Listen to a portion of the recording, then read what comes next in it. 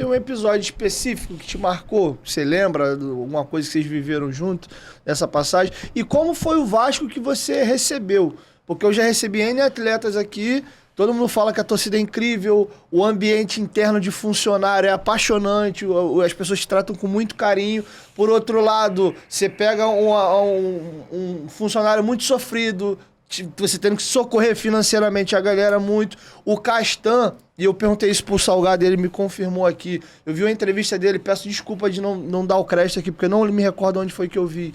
Que ele fala que, cara, o Vasco, de uma certa forma, os problemas do Vasco, deixa eu recalcular a rota aqui, os problemas que o Vasco vivia naquele momento fizeram com que ele, como atleta, sucumbisse. Porque ele era o capitão do time, o Vasco tinha muito problema de salário atrasado, e aquela pressão ficava toda em cima dele, porque os jogadores recorriam a ele, e ele que fazia esse meio campo com o presidente. O Salgado confessou aqui que ele tem essa convicção de que o Castan se atrapalhou com isso, porque ele falou, cara, eu não desejo pra ninguém aquilo, porque a pressão que eu tinha que resolver, decidir jogar em campo, pegar 32 caras nas minhas costas reclamando de salário atrasado e ter que ficar no meio disso tudo. E ele falou que isso atrapalhou muito ele. Inclusive, se você quiser comentar sobre o Castan também, que foi seu capitão, porque o Castan acaba o ano de 2021, não sei se você recorda, a torcida foi no último jogo em São Januário pra xingar aquele elenco inteiro. E o Castan foi um dos jogadores mais hostilizados naquele dia.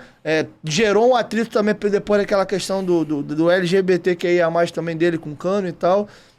Então pode até fazer um gancho das duas situações. Do Castan, como é que foi trabalhar com ele, seu capitão, você acha que a torcida foi um pouco injusta com ele? E como é que era trabalhar no Vasco nesse cenário específico aí do ano de 2021? Talvez eu tenha dentro de casa a pessoa mais apaixonada pelo Vasco da Gama. Pode ter igual, mas mais do que a Duda não tem. Então, assim, eu me lembro que não no rebaixamento de 20, antes de 20 foi 17. Último rebaixamento? Antes do 20. 15. 15. Que é a Série B que você é campeão em 2016 com o Jorginho era treinador. Isso. Quando o Vasco é rebaixado, eu vejo a Duda chorando no sofá como eu nunca vi. E aquilo me marcou, sabe, Diego? Me marcou muito. E assim, depois que aí eu fui campeão no Atlético, coisa e tal, aí uma vez eu falei pra ela, filho, um dia o papai vai trabalhar no Vasco. Falei, sim, numa conversa de um sonho. E isso acaba realizando, né? E aí eu acho que foi o maior presente que eu dei na vida dela. Ela fala pra mim que o maior dia da vida dela foi aquela vitória de 3-1 contra o Flamengo no Maracanã. Ela falou, pai, esse foi o maior dia da minha vida como torcedora. Então assim, eu já tinha essa cobrança dentro de casa, essa paixão dela. Cara, eu falo assim, a torcida do Vasco é uma coisa fantástica, fantástica, fantástica. Eu vi pouco, eu sinto muito, Diego, não ter tido a torcida do Vasco no estádio, para ter aquela convivência, porque assim, eu vou a São Januário desde 75, eu vi jogos em São Januário, eu vi clássicos no Maracanã, eu joguei no Vasco, né? Cara, o engajamento da torcida do Vasco, eu nunca vi igual. Eu nunca vi igual. Eu nunca vi igual. Assim, uma coisa de paixão, de paixão. A paixão da torcida do Vasco é muito grande. Eu, graças a Deus, cara, eu nunca tive problema com a torcida do Vasco. Claro que quando perde, você sabe, o torcedor é passional. Critica as páginas, todo mundo. E eu sempre respeitei isso. Porque eu venho lá da arquibancada também. Eu sei que eu já tive do outro lado. Quando você tá do outro lado, você passa a respeitar muito. A imprensa em si, a imprensa, né, que são as páginas do Vasco, os setoristas do Vasco, eu conheço todos eles há muitos anos. Então eu respeito todos eles.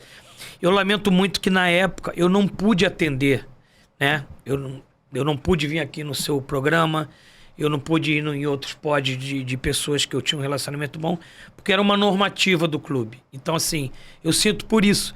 Eu poderia ter esclarecido mais o torcedor vascaíno se eu tivesse essa oportunidade, na época, eu e o Pássaro, de externar muito disso que vocês ficaram sabendo depois. Não é porque a gente ia se defender. E as coisas ficaram um pouco mais claras. Vocês iam entender e talvez teriam um pouco mais de paciência com o meu trabalho, com o trabalho do Pássaro.